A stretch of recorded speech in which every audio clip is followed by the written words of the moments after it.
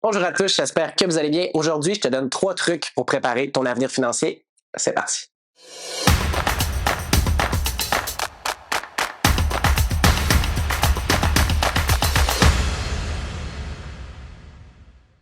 Alright. Premier truc, c'est super simple. Je veux que tu te débarrasses de tes dettes. C'est sûr que je vais parler de ça. Je suis spécialisé dans les dettes, mais je le vois à travers mes clients comment une dette qu'on traîne, qu'au départ n'est pas si grosse que ça. On a un pépin, ça grossit, puis là on traîne ça, puis on traîne des grosses dettes avec des gros taux d'intérêt sur des années. Donc ça ne fait que nuire, ça enrichit les banques et non nous. Donc première chose qu'on veut faire, on veut se débarrasser de toutes les dettes avant de faire quoi que ce soit.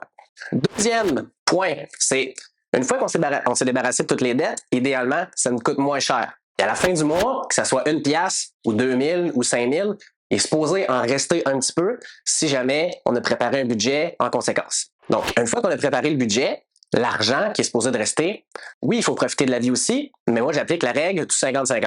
Peu importe, vous n'êtes pas obligé de suivre ça, mais la règle du 50-50, c'est avec mon argent de spare, de lousse, comme on dit en mot québécois, je vais prendre 50% pour des loisirs, mais je vais prendre 50% aussi pour de l'investissement. Puis là, je dis investissement, je veux dire, c'est pas simplement l'immobilier. Il y a plusieurs investissements. On peut, dans l'immobilier, oui. Dans la bourse, on peut aussi être avec un planificateur financier, REER, CELI. Il y a même le CELIAD présentement pour l'achat de nos biens immobiliers. Et même aussi, on peut investir en soi. Donc, acheter des livres, des formations, c'est très, très important aussi. Donc, l'argent, on a 50%. 50-50, je veux que, oui, on profite de la vie, c'est important, mais qu'on investisse aussi d'une manière ou d'une autre.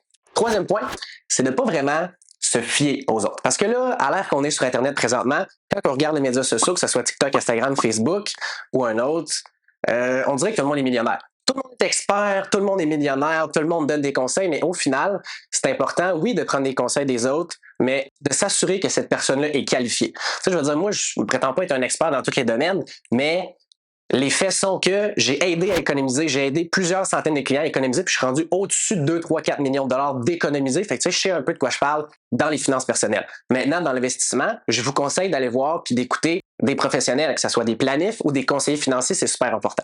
Bref, troisième point, c'est selon moi un des plus importants, c'est de vraiment faire attention à notre information et être picky. Picky en anglais avec notre information. Donc, on ne veut pas écouter les conseils de Joe Blow qui s'est mis à faire des vidéos sur Internet parce qu'après tout, ça ne prend pas de qualification. Faire des vidéos sur Internet, ça prend une caméra, puis tout le monde a un iPhone. Fait que tu sais, il faut vraiment faire attention. Alright, donc, on se débarrasse de nos dettes. On essaye de respecter la règle du 50-50 pour investir un petit peu, c'est très important. On se fait un budget aussi. Puis troisièmement, on fait attention à notre information. Il faut vraiment être piqué là-dessus.